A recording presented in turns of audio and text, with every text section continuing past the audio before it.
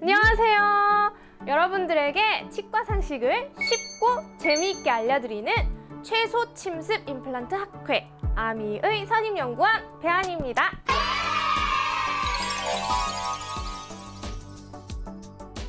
임플란트 수술을 앞두고 계신 분들 중에서 고리식, 그러니까 뼈이식이 필요하다는 말을 들으신 분들이 종종 계실 거예요.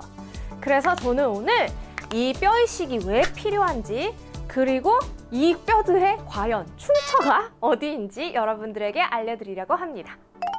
먼저 뼈이식을 하는 이유는 되게 간단해요. 뼈가 모자라니까. 그래서 뼈이식을 하는 거거든요. 그럼 이 넣은 뼈이식제가 바로 뼈로 슝 되는 건가요? 그건 아니에요. 그게 아니라 제가 넣어놓은 이 뼈 이식제가 몸에 흡수가 되고 그 자리를 내 뼈가 다시 생기는 치환의 과정을 거치게 됩니다. 이 뼈 이식제의 종류는 크게 봐서 4가지가 있다고 볼 수 있습니다. 첫 번째로는 먼저 자가골인데요. 자가골은 말 그대로 내 뼈. 그래서 만약에 내가 임플란트를 심어야 되는 데가 이쪽인데 여기에 뼈가 되게 많이 모자라다. 그러면 이 부분이 아닌 다른 부분에서 뼈를 떼와서 이식을 할 수도 있고요. 또 여기가 너무너무 많이 뼈가 아주 많이 없고 다른 잇몸뼈에서도 가져올 때가 많이 없다라고 하면 뭐 갈비뼈라든지 골반뼈라든지 이런 우리 몸의 다른 부분에서도 뼈를 가지고 올 수가 있습니다.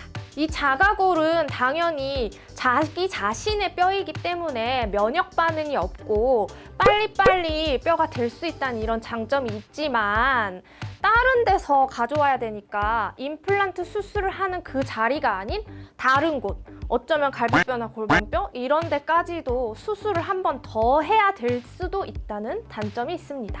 두 번째로는 동종골 이식제가 있습니다. 동종골이란 말 그대로 나와 같은 종, 그러니까 다른 사람의 뼈를 일컫는 말인데요. 다른 사람의 뼈를 가져와서 그걸 그대로 그냥 쓰는 게 아니라 거기서 이제 다른 것들을 필요 없는 부분들을 화학적으로 처리를 하고 뼈 성분만 남겨서 그 재료를 쓰는 거를 동종골 이식제라고 합니다.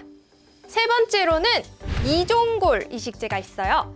이종골은 다른 종, 그러니까 다른 동물들, 거의 대부분 소나 돼지뼈를 사용하는데요. 이것도 그 전에 동종골과 마찬가지로 필요가 없는 부분들은 제거를 하고 뼈 성분만 가져와서 사용을 하게 됩니다. 마지막으로는 합성골이라고 하는 재료가 있는데요. 이건 말 그대로 합성한 거예요.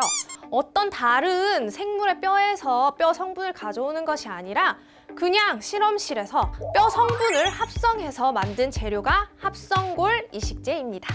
제가 지금까지 말씀드린 4가지 종류의 골 이식제, 그러니까 자가골, 동종골, 이종골, 합성골, 이 4가지의 골 이식 재료는 각각 얼마나 우리 몸에서 흡수가 빨리 되느냐, 또 그거에 따라서 얼마나 이 부피를 오랫동안 얘가 유지를 시켜주느냐, 이런 것들에 조금씩 다 차이가 있어요. 그래서 여러분들이 골 이식이 필요한 부위의 상태에 따라서 의사 선생님들이 적절한 골 이식제를 선택해서 사용하시게 됩니다. 오늘은 여러분들에게 치과에서 사용하는 골 이식제의 종류에 대해서 정말 쉽고 정말 아주 간단한 버전으로 소개를 드렸습니다.